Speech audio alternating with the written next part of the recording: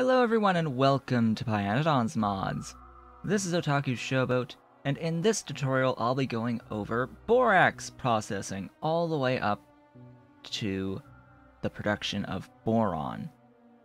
As usual, don't forget to comment, like, subscribe, and hit the notification bell to help make this tutorial series visible higher up in search results.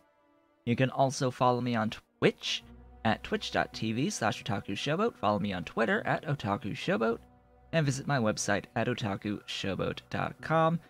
You can help support my continued existence and help accelerate the production of these tutorials by becoming a patron on Patreon at patreon.com/otakushowboat. You can also support Pyanodon and their mod development at patreon.com/Pyanodon. As a disclaimer, Pyanodon's mods are in a constant state of flux, so any numbers that I present here today will most definitely change at some point. The mods for this particular save file are essentially the same as the mods used in my first stream save on Twitch, so head on over to the stream schedule on my website to have a look at what mods are currently being used. The link to my stream schedule with the full list of mods is in the description below. The only primary difference is that I am using the Infinity mod to help showcase this processing chain, and with that said, let us begin. So borax processing. The reason why I wanted to have a video dedicated to just borax, and the reason why I wanted it now, at this point in time, is because it's used in a lot of stuff. Like, the various products that borax turns into are used across the board at all stages of the game. But the first time you really need it is in that period, potentially, between red science and green science.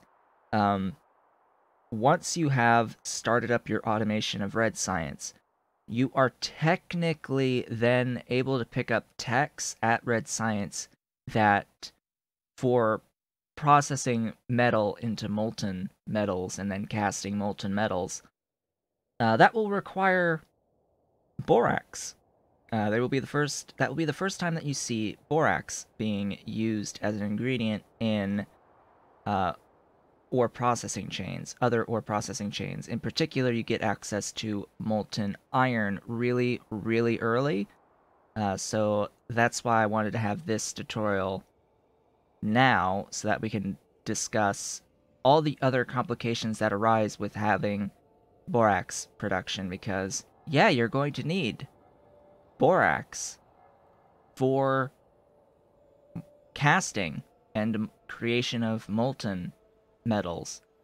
There's some things that I think don't use it, but for the most part, just generally think most molten metal and molten metal casting will end up using borax at some point along the line. But you also need boric acid to make boron trioxide, and boron trioxide for optical sets for green science. So you need to go all the way up to boron trioxide in order to get green science anyway. So even if you're not doing molten yet for your metals until after you get to green science, which there is an argument to be made for going all the way up to green science and picking up the green science or processing techs to do that casting, that molten and casting lines, where you can do molten casting, because there is a significant difference in the output compared to your hot air processing prior. So anyway, today we're going to start with raw borax into borax. That is the way you get borax. It is a 1-to-1 transition. Borax then gets converted into diborane gas in an electrolyzer. Just be sure that you maintain enough borax to feed all of your ore processing, as well as if you're going to bus a gas, bus the diborane, and probably don't bus the boric acid. So the next step converts the diborane into boric acid.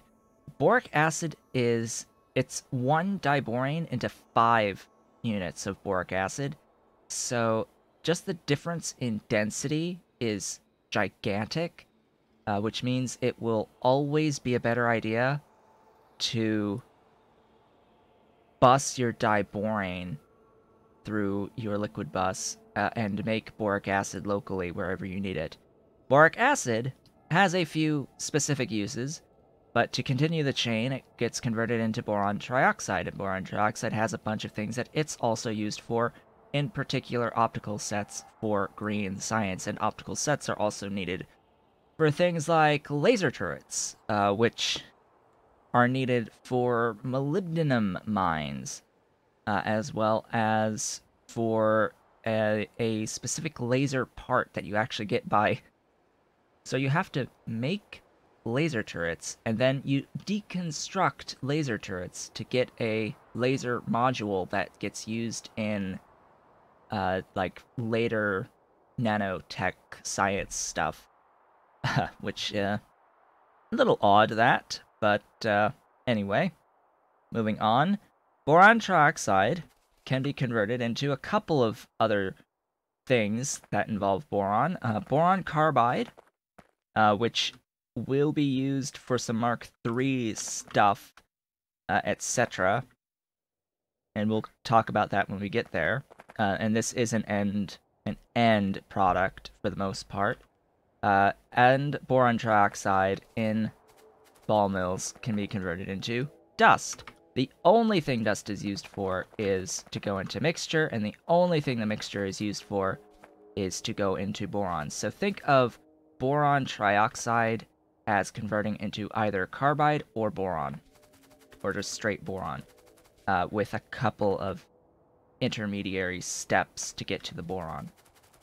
Otherwise, boron gets used as well in a lot of mid to late game stuff, mostly from tier 3 items onward, but it does have its use prior to Circuit 3s, and I will definitely be discussing that. So there's your first look at what the actual chain here involves. Let's have a look at the chain in action. It's relatively short. I am excluding many of the outside inputs, although I did make an electrolyzer line just to show you, hey, you're going to need hydrogen to feed diborane. Anyway, so the raw borax can be mined using crystal mines, but it requires syngas. So in order to go up to green science, bear this in mind, to even get to green science, you're going to need to make syngas. And at that point in the game, this early point in the game, you're going to be making your syngas out of coal gas, most likely. You are most likely going to be doing that process, because the alternative that you have access to at this point in the game is to use a gas refinery to convert natural gas into syngas. There is a recipe for that somewhere in here. Right here. Natural gas into syngas and flue gas from in a gas refinery. So you do have the ability to make small oil derricks at Red Science. It's pretty simple. You can handcraft these. But the gas refineries are going to require Nextlit, and the chances of you setting up any amounts of Nextlit plates at this point in the game are pretty low. You can do it, I think, but just know that this might not be an option. In fact, if I go into the tech tree and look up Nexalit, yeah, even the ability here, no, that's... Yeah, even the ability to get Nexalit doesn't even come until Green Science anyway, so that option is locked off. You're going to have to use your coal gas to get syngas at this point in the game. Now, note that to get coal gas, you're doing the destructive distillation column recipe at this point in the game, converting coal into coke in order to get coke for your red science, most likely.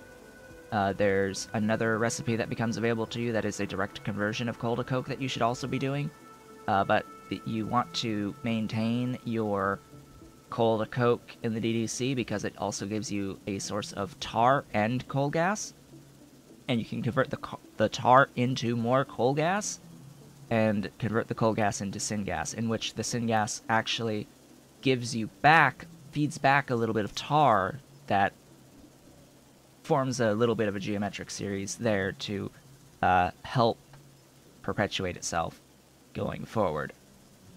So once you have your syngas, you can start mining your borax. This is all going to assume, going forward, a yellow belt of raw borax in.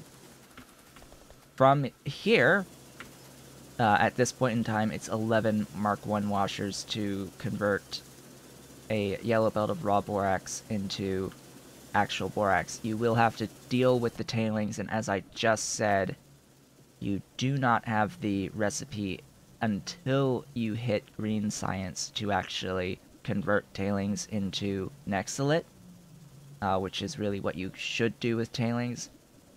I personally do not like depending on byproducts, the production of byproducts. I much would prefer setting up very specific setups to make tailings, for instance. So I would just, I would pitfall them for now. And at this point, when you are setting up your borax, you will have access to steel and sinkholes for them. So, as I had said, once you do start getting your borax, you will have to have some borax being not converted into diborane to use for your molten and your casting processes for plates. So definitely bear that one in mind. You do have to split some off and are actually going to use most of it for those processes. Diborane, though, it's just hydrogen and borax. Now, if you want to actually see, I'm going to do a search for borax here, and I'm going to bring up borax so that you can see it's involved in casting molten copper into plates, casting iron into plates, casting some silver into plates, zinc into plates, chromium cobalt alloy, rare earth alloy. It's just best for everyone if I just say rare earth.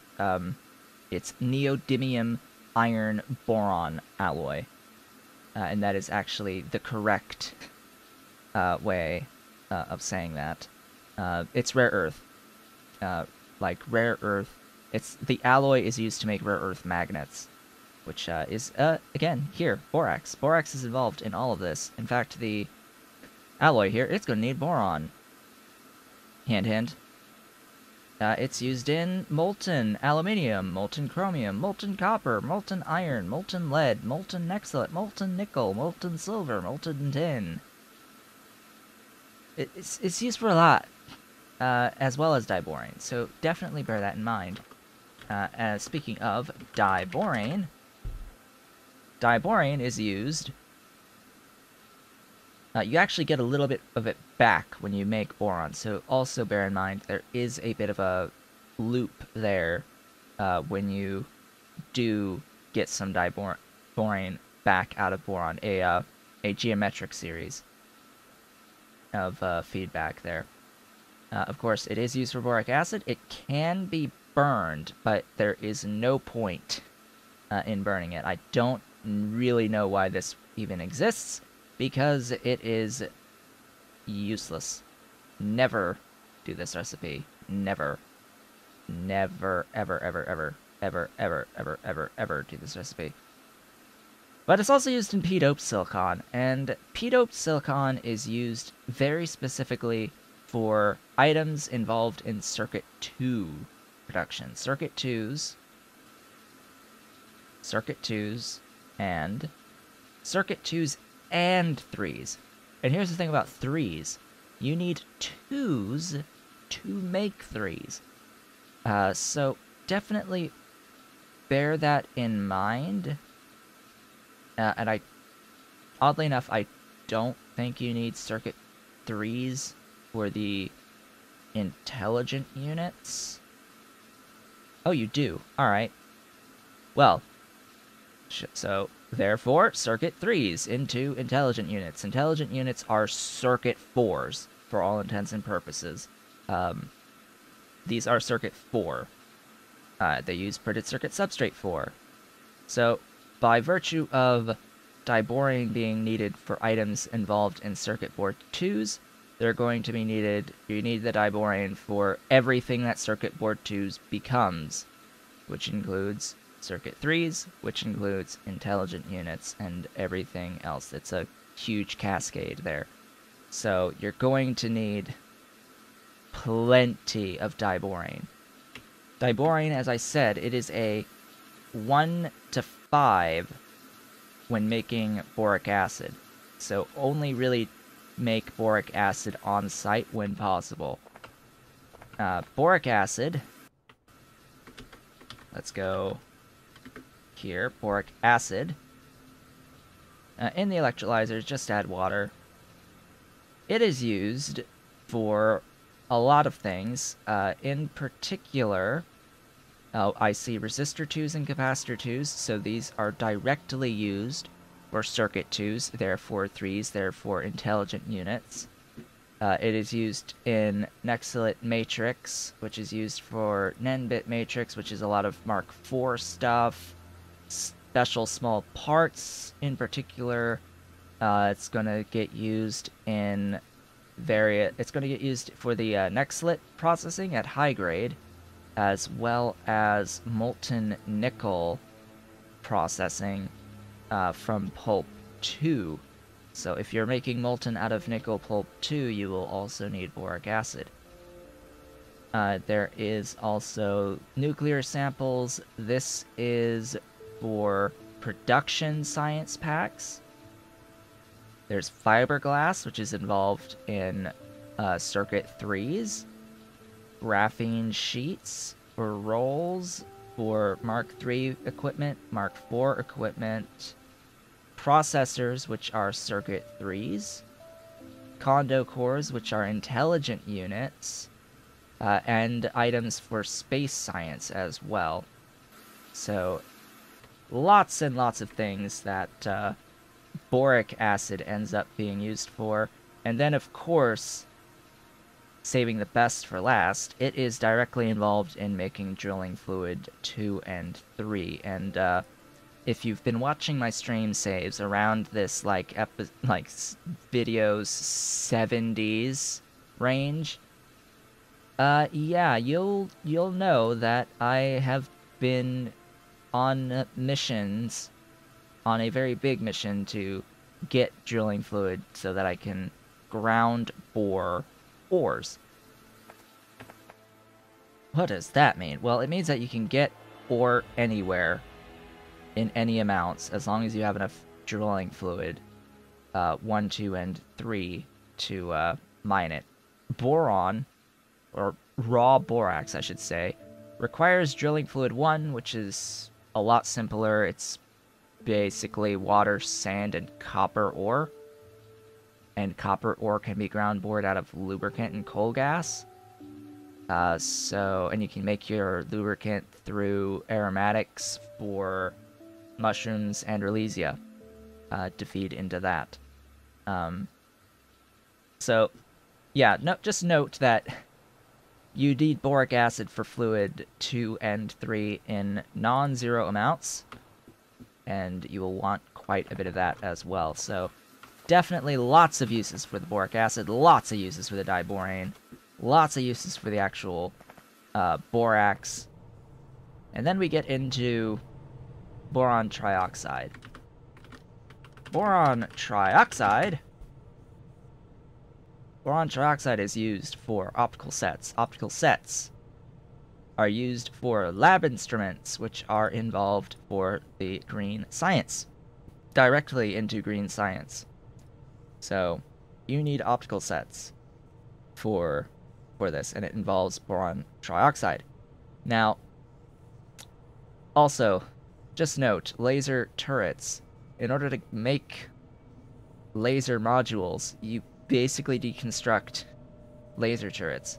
So if you actually want laser modules, you're going to need optical sets to make laser turrets that you then deconstruct and get back your other components out of it. It's strange how that operates, but eh. And of course you need laser turrets in order to actually make molybdenum mines, as well as rare earth extractors, but that's a little bit later. Actually, no, that is actually very relevant. So you need it for molybdenum and rare earth. You need your rare earth to get up to circuit 2s, as well as you need the molybdenum to get super steel for blue science, and in the circuit 2 line because it's needed for a building in the circuit 2 line, for stainless steel. Of course, it's then used also bacteria. This is like helium processing and resin, which is this stuff for utility science. So that comes later. This stuff is utility science directly. So optical sets get used in quite a bit. That's just the optical sets from the boron trioxide. Outside of the dust in the carbide, which we'll talk about momentarily, it's also involved in glass fibers, which are used directly in special small parts, as well as fiberglass. And fiberglass is used in printed circuit substrate 3, or PCB3, which is used for your mounted circuit substrate, which is circuit board 3s, and PCB4 for your intelligent units, aka circuit board 4. So again, circuit board 3 and 4 through the boron trioxide.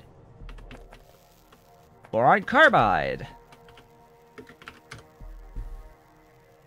takes in boron trioxide plus even more coke to give you boron carbide. Carbide is used directly for a number of Mark III machines and Mark IV machines, as well as some intermediates for fusion. I think that the wall shield is also used in Mark IV stuff and fusion stuff, so bear that in mind. The carbide, let's see, outside of that, capacitor cores, this is for capacitor 3s, which is circuit 3s. And therefore also circuit 4s for the intelligent units. And then mega drill heads. Mega drill heads are required if you want to mine these resource rocks that are all over the place on your map, most likely. So every little rock that exists like this that is an ore type, uranium, quartz, aluminium, all of those items, they're going to require mega drill heads. And just the ability to make the mines for them will come much, much later in the game. We have a tin one here, right? So this is control units and super steel. So you're gonna be at a pretty late point in the game anyway before you can make these mines. Just know that these mines are going to require mega drill heads in order to actually use them. But you can see there, mining time 200%, so bear in mind that even though this says 15 per second, it's actually 7.5, which works out well because you could only end up with a single lane anyway, because you're only going to output to a single lane anyway. So bear in mind, that's what your mega drill heads are going to end up being used for. And all that comes with carbide. These next steps to get into boron, this is just a simple process, trioxide into dust, 2 dust per oxide, and then oxide dust into mixture, adding acetylene and aluminium plates. So you must add acetylene plus aluminium plates. Now, by the time that you are concerned about making boron in any amounts, you should have an infrastructure set up that you can essentially make as much acetylene as you could ever desire out of coke.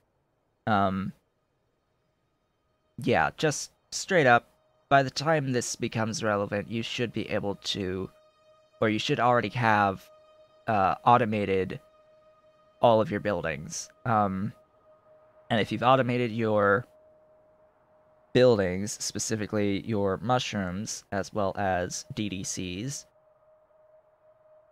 or your high pressure furnaces, you need high pressure furnaces to convert your mushrooms into coal, and then it depends what process you want to use to get coke out of it, but even something as simple as just doing high pressure furnace coal into coke, which isn't the most efficient, but so even if you do the red hot coke method, which I think is something along the lines of 66% extra coke per unit coal, something like that. I forget off the top of my head exactly what the bonus is, but you do get more coke out of it for the amount of coal that you put in. You can use that coke that's been created essentially from water at this point with power, and you can get power from water. I can actually show you that, because I've actually come up with a setup that I will be using in my stream in this save file. You can use the coke to make your acetylene out of limestone. Limestone plus coke into lime, plus more coke into calcium carbide, converted into however much acetylene as you could ever desire. And at this point in the game, you have access definitely to the Mark II stuff as well, so that will help out with the overall footprint of stuff. But anyway, it's not that much acetylene to begin with that you will need to process each yellow belt of inputs of the raw ore going all the way up here. So definitely bear in mind, it's not even a lot of acetylene. And it's actually a lot more on the aluminium plates, but again, by now, you should have a lot of aluminium plates. There's not actually a lot of demand for aluminium on the whole at this phase of the game. This will be probably one of your first things that you're making that will actually genuinely be demanding a fair amount of aluminium plates. There's a much bigger demand on the duralumin or duraluminium up to this point. At Mark II, a lot of stuff requires the duralumin rather than straight up aluminium plates, so you might be completely backed up on aluminium plates at this point, so this will help to clear some of that. And then making the actual boron is going to need refined syngas and hydrogen chloride. At this point in the game, you should have Tholen refined syngas recipe. I don't suggest it because there is a... Excuse me, I'll do syngas, pull up refined. There is this recipe that you have access to make refined syngas out of syngas and methanol. why would I say that this is a good way of getting refined syngas? This is a good way of getting refined syngas because there is a recipe that gives 100 syngas and 100 methanol somewhere in this huge list of things.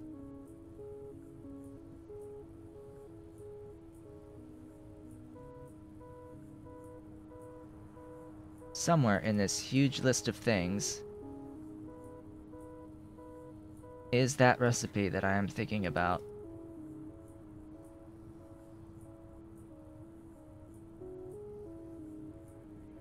Have I passed it over?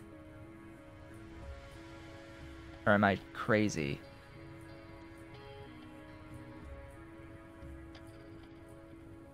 Yeah, here. Duh. So it's a methanol recipe, makes 100 syngas and 100 methanol out of Nextlit and organic matter. At this point, you should be able to make Nextlit from an infinite supply of tailings. Trust me when I say that you will have an infinite supply of tailings by this point in the game. And organic matter is logs, therefore you should have an infinite supply of organic matter as well. So you can just make, in a gasifier, methanol plus syngas, and it's the exact ratio to feed into this refined syngas recipe, 100 and 100 into refined syngas. Plus you're going to get acid gas out of it, and carbon dioxide, and a little bit of water. The acid gas can be converted directly into sulfuric acid, if you so desire. Or you can just void it, and that's just fine. This actually is offering a pretty nice way of getting into infinite supplies of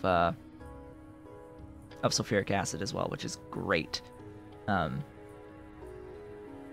So yeah, that's one way to get the refined syngas. As for the HCl,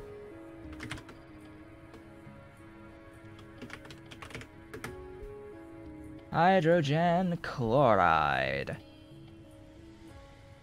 Ultimately, this is like the only real way you're going to be getting it at scale.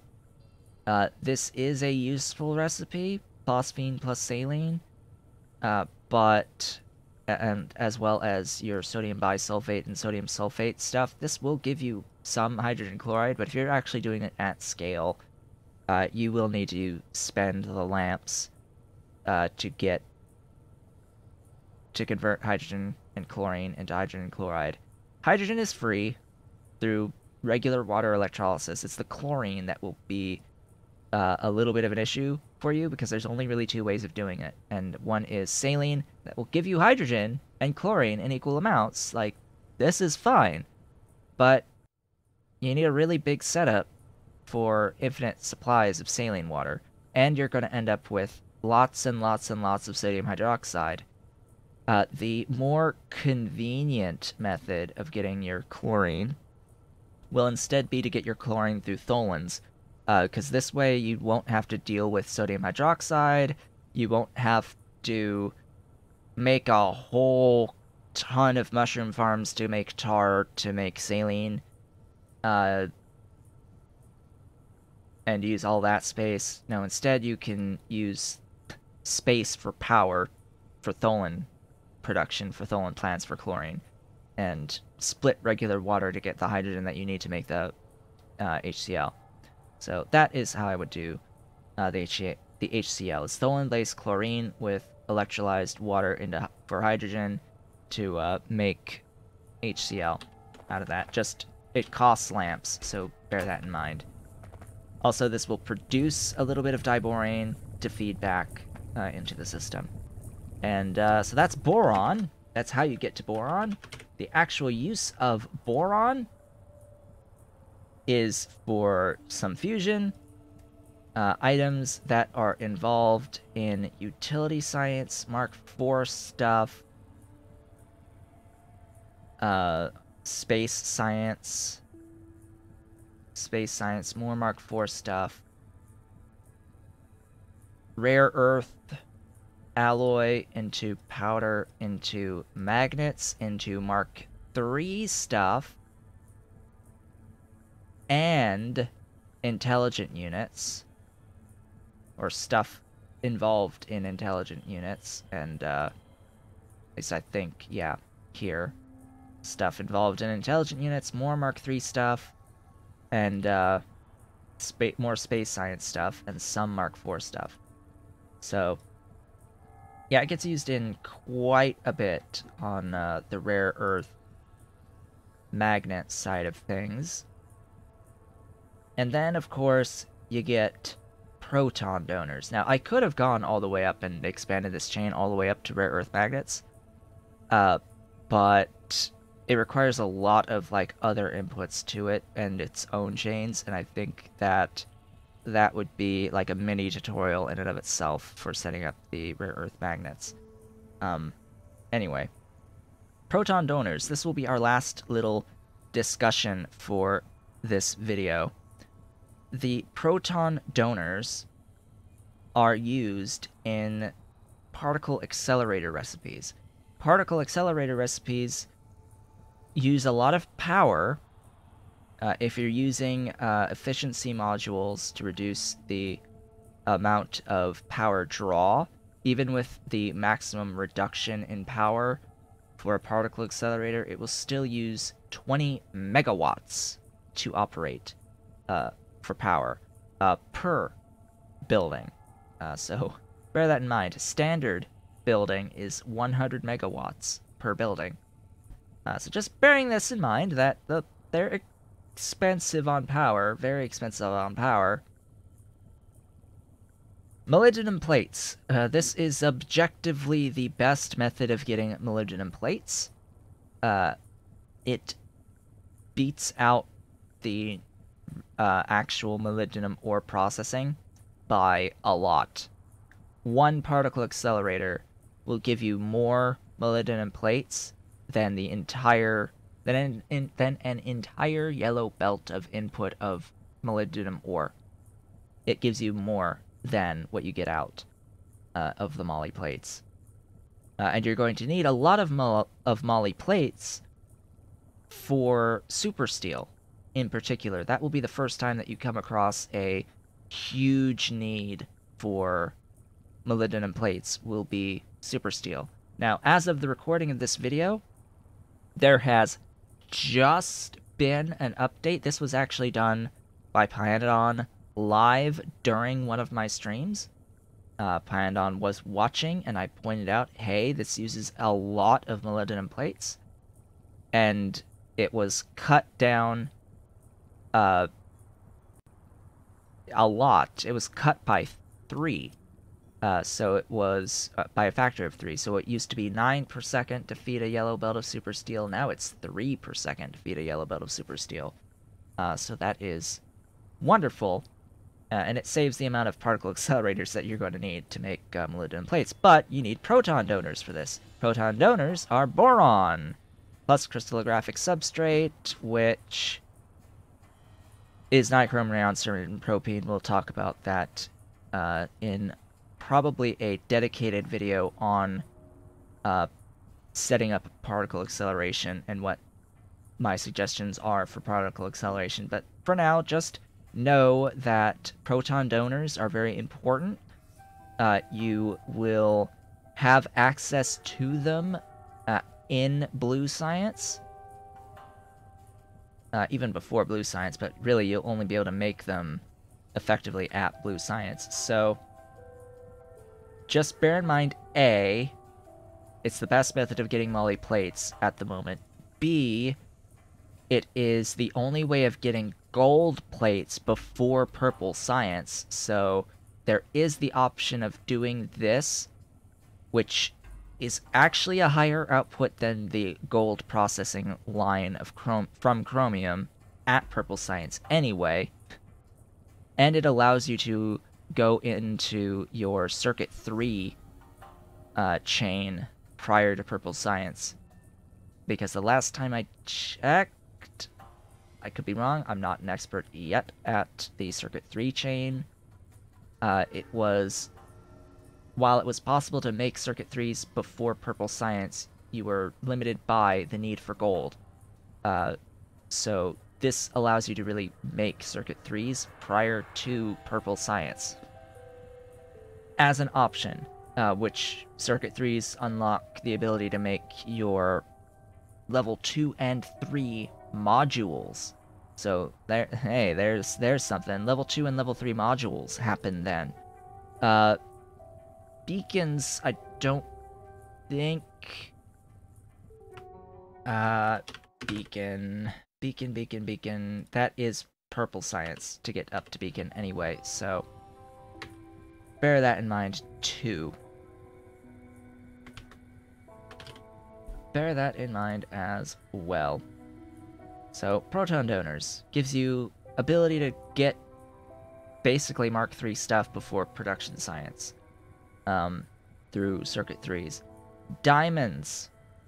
This is the only method of getting an infinite supply of diamonds. It is not the most efficient method of getting diamonds, but it is the only way of getting it infinitely, because Kimberlite itself does not have an alternative means of obtaining it. But you do have this as an alternative means of getting the ultimate end product of the Kimberlite processing chain, which is diamonds. It's a lot of Proton Donors, and it's not a lot of diamonds for the effort, but it is your only option if you are seeking to get everything from nothing at this point in the game. As for the other things, I don't think that for the most part they're worth it.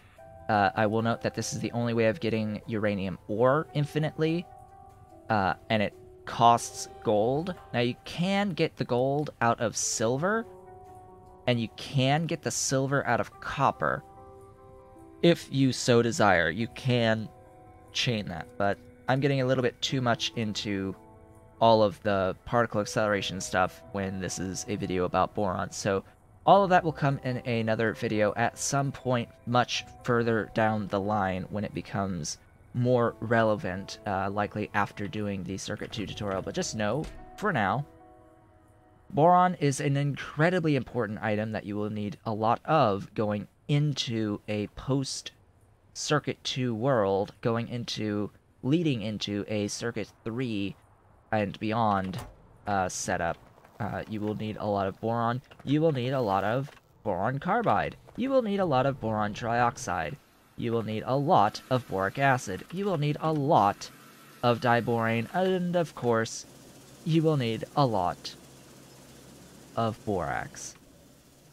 As I mentioned before, you can ground raw borax at the cost of drilling fluid 1, which can be obtained very easily through biotic sources and from water at just the cost of power. Speaking of at the cost of power. At the cost of power, which something like this, which is relatively easy to do at the early point in the game, that is a post-Circuit 2 world when you get access to Mark II stuff. Something like this square right here, this produces 460 megawatts of power. And powers itself through solar. 460 megawatts of power for this square. Self-starting, I think. Pretty sure. No need to fiddle around with it. Plop it, and you're done. Power. And then sand. Hey, look, it's sand for feeding into a drilling fluid 1 setup to feed into borax. All the borax that you'll need. Because you can totally make plenty of drilling fluid 1 to feed your borax from very biotic or just water-based sources. Either biotic or water-based. And, yeah. So, enough of that. Also, boron carbide, I think. I think it's boron carbide. High tech, or...